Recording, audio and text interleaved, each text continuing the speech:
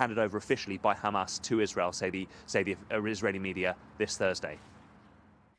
We can speak now to Joanne Cummings. She's Director of Middle Eastern Studies at Baylor University in Texas and was previously a senior U.S. diplomat with postings in Iraq and Yemen. Joanne, always good to have you on BBC News. I want to start with the state of that ceasefire agreement. As we heard in the last few days, has been on tenterhooks. There were concerns that it might fall apart. At this point, it looks like it is continuing at least this first phase as it was laid out to do so. I agree. I think that, it's important to recognize when we look at the history of various agreements that have taken place, until they are declared to be dead, they are alive.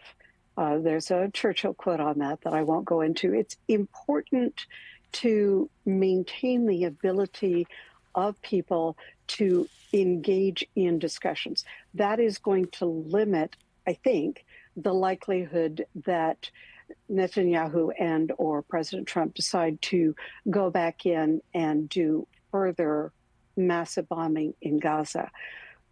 That said, it is entirely possible that this will simply be a very, very slow dragging out of process with discussions of modalities and locations that doesn't actually get anywhere in terms of reaching a sustainable end in terms of having a Palestinian state, having hostages released, having Israel agree to the next steps.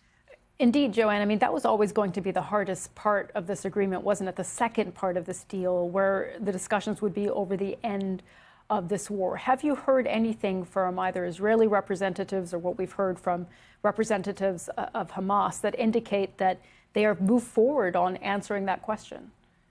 No. The problem is that on the Israeli side, we still have this extraordinarily dynamic tension within the government, with some members of the government and possible returning members of the government saying, absolutely not, we don't want to move forward, that's not something we're doing. People in Hamas say, we're not going to agree to something that removes leadership from the Palestinian people. So on both sides, I don't think there is any firm agreement that we see a path forward. That's not the same thing as having firm agreement on returning to conflict. Right. Yeah, that's an important point to make. But, looming over all of this, Joanne, is the proposal that Donald Trump has put forward to remove Palestinians from the Gaza Strip.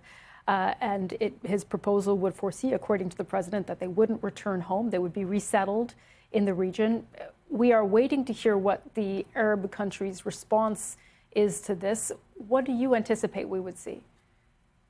I think there's going to be staunch and steadfast denial of that as an option whatsoever, for several reasons. One is that, since 1948, with the first, expulsions of Palestinians started before that, but the massive refugee crisis that has afflicted the Palestinians for decades has been supported by Arab states, more or less. And yes, sometimes people get upset with them, but there has always been the strong feeling that there needs to be a national solution for the Palestinians. You can't just wish them away and say they're Arabs like other Arabs and they can just go live somewhere else.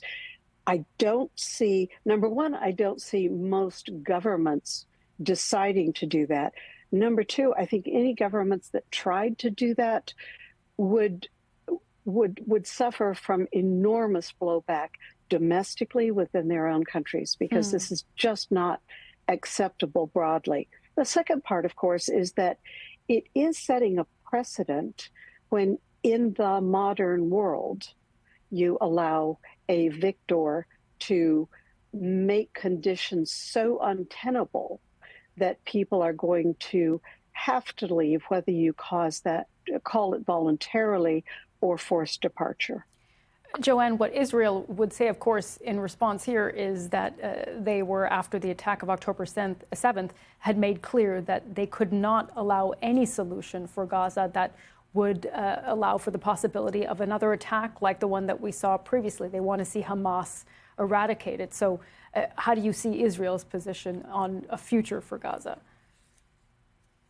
And this is the sticking point. I don't think that this Israeli government is going to at any point say, yes, now we're rid of Hamas and we're confident there won't be another attack. I do not think that the government would stand, because there are members of the government that would simply leave. So that's not going to happen with this government. That said, there are domestic issues within Israel, whether it's his own legal liabilities or issues about the judicial process, that could result in a change of Israeli government, which might open up a little more room for discussion.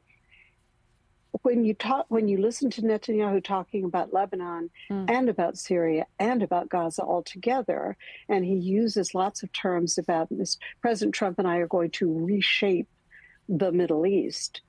I think he may mean that very literally in terms of redraw boundaries, and that's going to bring in a great deal of tension with a number of other countries, not just those that are in the region.